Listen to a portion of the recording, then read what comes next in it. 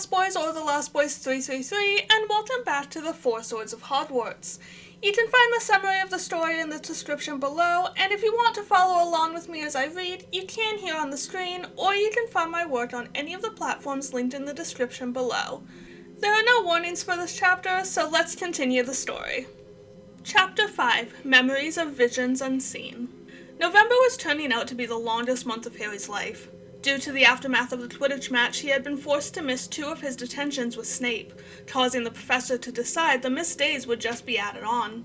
He was still waiting for details on his detention for his role in the disastrous Quidditch match. He hadn't heard from Dumbledore about getting to view another memory. Defense had become a complete disaster for everyone involved since the Quidditch match. He still had teammates in the hospital wing. He had nothing but confusion about his reactions to interacting with Snape, Malfoy, and Dumbledore. And finally, he was still having nightmares, along with the dream with the woman he could never remember. He was sat with Ron and Hermione at Gryffindor table. The only sounds in the Great Hall were that of cutlery on dishes and the occasional rustle of robes. No one was speaking or even whispering. Even he, Ron, and Hermione hadn't spoken a word. Like him, Ron had come out of the match and fight with milder injuries. He'd had a concussion, a fractured cheekbone, a dislocated shoulder, and a broken hand. It was all healed instantly, with just a night of observation and tight bandages to keep all of his healed hand bones in place. His hand was still bandaged, but they would be removed the next day. Harry glanced up when he heard flapping and watched several owls circle the Great Hall. They flew over a few students, including himself, and dropped letters. Seeing who got letters, he realized these were likely the detention details from Dumbledore for the Gryffindor and Slytherin Quidditch teams. He turned back to his own, noticing he had 2. He opened one, absently watching Ron open his detention details. He moved his attention back to his own mail and found this one to be another meeting invitation. Harry, join me in my office after dinner tonight. I have more to show you. Professor Dumbledore. He felt excitement at getting to see more memories of Voldemort. He was intrigued by the tidbits of information Dumbledore was finally allowing him to receive. He folded the invitation and moved to his other letter, tearing it open. Mr. Potter, tomorrow afternoon at 1 o'clock, you will serve your detention with Professor Snape for your participation in Wednesday's altercation. You and Mr. Draco Malfoy will serve your detentions together and will assist Professor Snape with inventory, cleaning, and anything else he requests for as long as he requires. If I hear of any issues, more severe consequences will occur.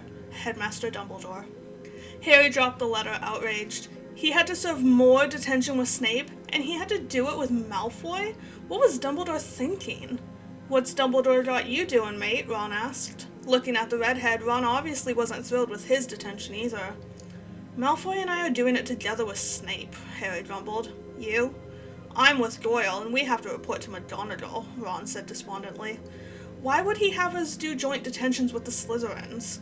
He cast a glare at the Slytherin table. To teach you how to get along and work together, Ronald, Hermione said, sounding irritated. You all acted like children. Ron turned his glare on her. Didn't see you out there trying to stop the bastards from breaking all the rules and beating the hell out of us. You retaliated in the same way rather than being mature and taking the high ground, Hermione said.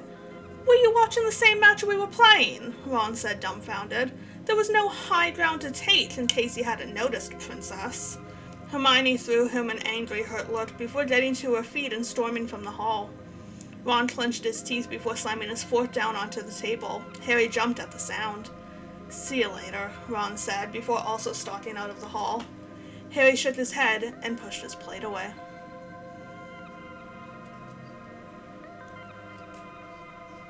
Harry walked into the headmaster's office and took a seat. He waited to feel the odd chill he had felt the other day in the Great Hall when he had met Dumbledore's eyes, but this time there was nothing. Even the strange look he thought he'd seen in the man's eyes after the Quidditch match wasn't there. It was just the same sparkling blue eyes he'd seen on the man for the last 5 years. Maybe he had imagined the chill in the expression. Maybe he had just imagined everything. How are you feeling tonight, my boy? Dumbledore asked. Harry knew he was referring to the Quidditch match and his scheduled detention the next day. I'm all right, sir, Harry said, not really sure how he felt. Dumbledore gazed at Harry over his half-moon glasses. I trust I do not have to repeat my disappointment in your behavior or tell you my expectation that something like this will never happen again. No, sir, you don't, and I promise it won't happen again. Good. You know better, and the other students look up to you, so you must set an example. Yes, sir. Dumbledore clapped his hands together. Shall we begin? Harry nodded and got up to stand by the pensieve, watching Dumbledore retrieve a memory from the glass cabinet. He looked at Dumbledore expectantly as the headmaster joined him at the pensieve. Tonight, I am going to show you one of my memories, Dumbledore said. This is the first time I met Voldemort when he was a young boy named Tom Riddle. Harry was surprised Dumbledore knew Voldemort before he came to Hogwarts. He watched Dumbledore pour the memory into the pensieve. He quickly entered the memory, finding himself standing at a doorway with the Dumbledore he knew and a younger version. He gazed around, taking in the large, dark building and the huge fence in the distance that seemed to surround the property. He turned to the building and saw the plaque attached to the wall beside the doors. Wool's Orphanage, it read. The door opened, revealing a stern-looking woman of about 65. Her gray hair was pulled into a tight bun, and she wore a conservative green dress buttoned at the shoulder. "Mr. Dumbledore, I presume?" she said. Dumbledore inclined his head, tipping his hat slightly. "Indeed. Mrs. Cole, correct?"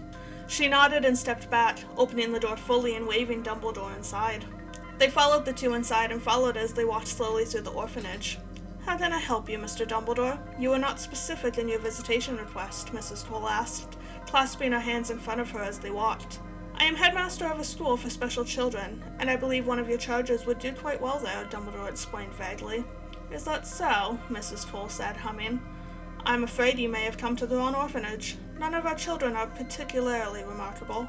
Harry raised an eyebrow at the cold, uncaring way Mrs. Cole talked about the orphan children she was responsible for. This was the type of place his aunt and uncle always threatened him with growing up. "Well, I think I'd like to determine that for myself," Dumbledore said. "Very well," Mrs. Cole sighed. "Who would you like to evaluate?" "What can you tell me about Tom Riddle?"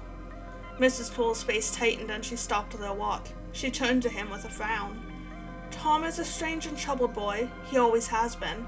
I don't think he would be a good fit for your school," she told him. "Could you tell me about him?" Dumbledore pressed. Mrs. Cole pursed her lips, clearly debating if she wanted to talk about Tom Riddle or not. Finally, she sighed and stared at Dumbledore with hard eyes. "Tom has been with us since he was born. He was born here. His mother came to us in labor. It was a difficult birth, one she sadly did not survive. She lived long enough to tell us his name," Mrs. Cole explained. "Strange things happen around Tom, and he does terrible things." "Such as?" "He torments the other children, bullies them in horrible ways," Mrs. Cole said. "Several years ago, he killed another child's poor pet rabbit. Horrible what he did to the poor creature." "I'm sure," Dumbledore said sympathetically. "A couple of years ago, we took the children on a trip not far away. Tom went to a cave with a couple other boys. We don't know what he did to them. They won't speak of it. But they have never been the same since that day," Mrs. Cole continued. "He frightens the children, Mr. Dumbledore, and he harms them. He's got this frightening language as well, full of hissing. Created it himself, I imagine. He even frightens me, I'm afraid." "I understand how difficult it has probably been for you to care for such a troubled child. You have done well in caring for him," Dumbledore said. "I believe my school could help young Tom and you." "Even if that's so, the boy has no family and no way to afford such education," Mrs. Cole said. "Not to worry," Dumbledore said. "We have a wonderful scholarship program for students like Tom. There would be no need to worry about costs. Tom would spend the school year at the school, but you would have to allow him back here in the summer months." Mrs. Cole hummed, obviously thinking. "Might I meet Tom while you consider my offer?" Dumbledore requested. "Yes, I suppose. This way," Mrs. Cole said, and led Dumbledore down a corridor. She stopped at a door and knocked. "Tom, you have a visitor," she said as she pushed the door open. "Thank you," Dumbledore said. "If we could have a moment alone." Mrs. Cole gave a tight nod before leaving the room, closing the door behind her. Dumbledore sat in the chair by the door and looked at the child that was sitting on the edge of the bed. Harry finally looked away from the young Dumbledore and let his eyes fall on the child version of the madman he had been fighting the last few years of his life. He searched for the dark wizard he knew inside this young boy. Tom had short, dark brown hair, pale skin, and dark eyes. His face was twisted into an expression of eternal anger, hatred, and distrust, even at only 11 years old. The boy's eyes were glued to Dumbledore. "Hello, Tom," Dumbledore said gently. "Are you from the hospital?" Tom asked tensely. "No, I am not a doctor." "You're not here to take me away to the asylum?" Tom said. "No, I am not." "They think I'm crazy," Tom said. "I'm not crazy." "I know you're not, Tom. You're special," Dumbledore said, and Tom's eyes narrowed. He had clearly never heard anything resembling a compliment before. "I'm like you, Tom, and that's why I'm here." Tom's eyes narrowed further, suspicious. "Who are you?" "My name is Professor Dumbledore. I teach at a school for children like you. It's a school of magic." "Prove it," Tom spat. For a long moment, nothing happened. Then the wardrobe to Dumbledore's left was suddenly engulfed in flames. Tom's eyes grew wide. After a few seconds, they began to hear a loud rattling from inside the wardrobe. "It would seem there is something in your wardrobe that wants out. Something that does not belong to you," Dumbledore said calmly. Tom stirred and slowly walked over to the wardrobe. The flames moved away from the doors, allowing Tom to open them. He pulled a tin from the top shelf and opened it, dumping the contents onto his bed. "I can teach you how to do that," Dumbledore said as the wardrobe extinguished itself with no damage done. "I can teach you many things, but we do not tolerate theft or the harming of others at Hogwarts." Tom looked up at him. "What kinds of things can you do, Tom?" "I can make them hurt if I want, just by thinking about it." "I can make them do anything I want," Tom said, emotionless. "I can also talk to snakes." "Can everyone like us do that?" Dumbledore gave him a steady gaze. "No, that is a very special gift. At Hogwarts you can discover all your gifts and learn to control them. You can become a great wizard." Tom stared at Dumbledore, but before he could respond, Harry and Dumbledore left the memory and returned to Dumbledore's office. They retook their seats. "Did you know?" Harry asked. "Who he would become?" Dumbledore said, and Harry nodded. "No, I didn't, though perhaps I should have. He was clearly troubled and powerful and drawn to dark magic, but I hoped I could help him onto a better path. Naivete on my part."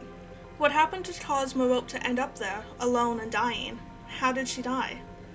After some time, Merope convinced herself that Tom Riddle truly loved her, so she stopped giving him the love potion. She was incorrect in her assumption, and he rejected her. When she told him she was pregnant, he attempted to flee. She erased his memory and returned home, as we discussed last time. Harry couldn't help but feel a little sorry for Merope. Unable to handle all the rejection and abuse, she stopped using her magic. Her shame destroyed her, and she came to fear and hate her magic, Dumbledore continued to explain. This fear and hatred turned inwards, and her magical core began to diminish. "That can happen," Harry said, shocked, and Dumbledore nodded. Merope decided she couldn't bear to have Tom Riddle's child, so she went to an orphanage. She could have saved herself if she had used her magic, Dumbledore said.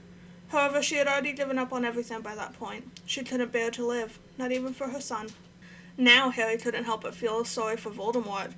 He had a father that hated him and his mother for what they were, and then ultimately had no knowledge of their existence. Then he had a mother that didn't love him and couldn't even stay alive for him. He was left with a name and nothing more. Was abandonment, abuse, and loneliness what it took for Voldemort to become such a dark wizard? Could it be so easy for him to follow the same path considering his life with the Dursleys? There had been an anger inside him all his life, and with all he'd been feeling that year, led in defense that day. Maybe he was already heading in that direction. "Of course, this was my first time meeting Tom, but there is another reason I wanted to show you this memory," Dumbledore said. "You noticed his trophies from the children he had heard at the orphanage." Harry nodded, curious why that was important. "Well, it hasn't been until recently that I understood this was an early indication of Tom's collecting obsession. Tom desired connection and belonging and possession. Later in his life, he would come to desire very special objects." "Like what?" "Another time," Dumbledore said, and Harry frowned, disappointed. "I think it's time you returned to bed." Harry wanted to argue, but he also knew Dumbledore wouldn't change his mind, so he said goodnight and returned to the tower. He stayed up with Ron and Hermione until late, telling them everything about that night's memory and discussion.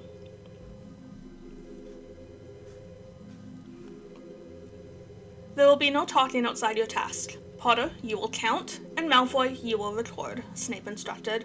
"When you are finished, come see me for your next task. Understood?" "Yes, sir," Harry and Malfoy said in unison. They glared at each other as though speaking at the same time was the greatest of offenses. "Go," Snape said, waving them off. "And Potter?" Harry turned to face him.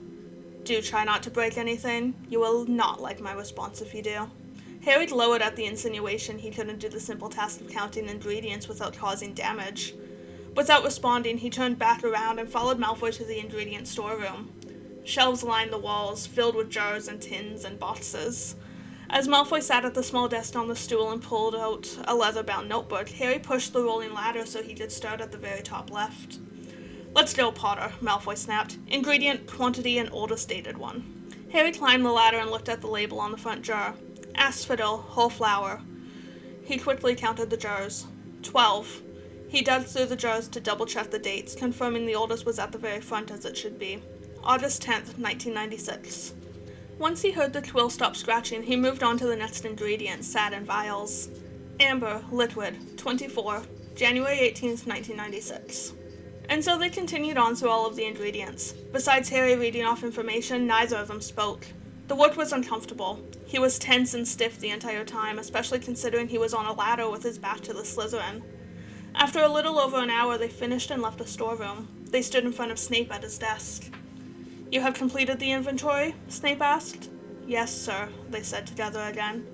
"For the remainder of your detention, you will be preparing and preserving ingredients," Snape said, and gestured for them to go to desks that were covered in ingredients and storage containers.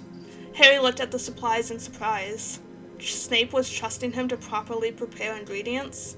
"Don't worry, Potter," Snape sneered. "Given your complete inability to do basic preparation techniques, you will be completing the preservation step. Surely even you can find and pour the correct liquid when spelled out for you." Harry clenched his teeth and glared deeply at the professor's insults. "Instructions for each ingredient is on the desk. Follow them exactly," Snape said. "Mr. Malfoy, when you complete an ingredient, pass it to Potter for preservation." "Yes, sir," Malfoy said. "Get to work." Snape returned to his desk and looked down at the materials on the desk. There were a few larger jars of preservation liquids, a variety of bottles, jars, and vials, a couple piles of ingredients that didn't require prior preparation before preservation, and instructions on how to preserve each ingredient he would eventually receive. He blew out a breath to release at least some of the anger he felt at Snape's words, and read how to preserve rattlesnake rattles. The longer he worked, the calmer he felt, which wasn't anything he had ever felt when it came to anything related to potions. Preservation was proving to be quite simple.